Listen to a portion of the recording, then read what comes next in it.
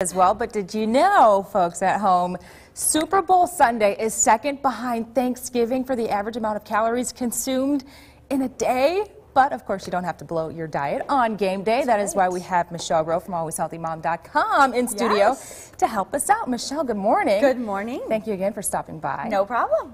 All right, so there are a ton of calories being consumed on this day, and it's so hard. Those statistics are amazing to me to hear. This is second after Thanksgiving. Just crazy. But you think about it, the game lasts a few hours. We're eating pre, we're eating post. There's a lot of eating going on. We're grabbing for pop and chips and nuts and wings, and these are not healthy foods. These are foods that are adding to the waistline. So we're going to defend our waistline today, and I'm going to show you how.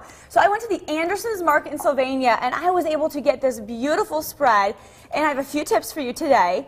Instead of doing some of those chip dips, you know, the traditional potato chips and the high-calorie onion dip, so good. We have hummus. Hummus is just as good. Yes, high in protein. You want to look for the variety that's a little bit, we were talking about that earlier, a little bit lower in oil, and you can find that. They have an amazing Oasis brand. So grab one of those, and then the whole wheat pita.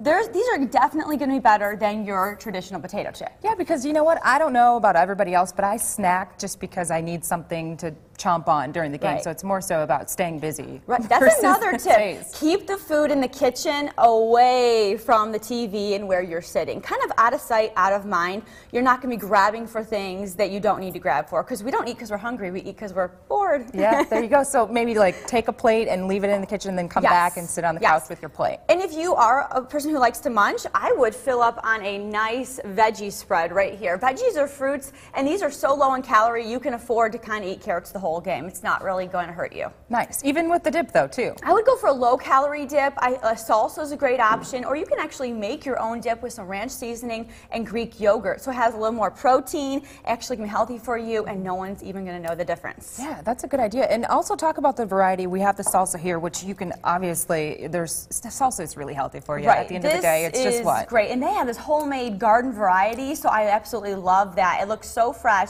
And then again, we have some whole wheat blue corn chips. This is another option. It's going to be better than the traditional potato chip. But remember, within moderation here too. So you don't want to go too crazy. Okay, now what about drinks? Because that is so ever important with the Super Bowl, whether it's the sodas or the alcohol. How do you maintain that? Well, the average American is going to have about 1,500 calories in just food alone, not to mention sodas, beers, and all those other drinks. So they can actually get up to 2,500 calories for this event alone, adding in the drinks. So I would go for diet varieties of pop, maybe go for light beers, and limit the amount you're going to have. Another tip, China, is eat before you go to the game. Don't go to the game thinking there's going to be this great spread, I'm going to go hungry. You're going to overeat. So have a snack, have a healthy meal before you go, and then you can enjoy some of these, healthier alternatives and defend your waistline. Okay, so I have to ask you, though, about discipline. How do you stay disciplined when you're around a sea of maybe fried food and pizza, wings, beer, all the good stuff?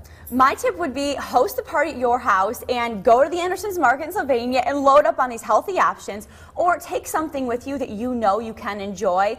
It's not easy to say you're not going to have anything. You're not going to have a wing or a piece of pizza, but within moderation, and you can fill in the rest of it with healthy alternatives, you can definitely do better than the average American. All right. I can't believe those statistics, Michelle. I know. So plan ahead. Have a game day plan. Don't go in it alone. Take some fabulous things that you can get just locally here, and you can still enjoy it and still have fun. All right. I love this. Michelle Rowe again from AlwaysHealthyMom.com. Thank you so much for stopping by this morning.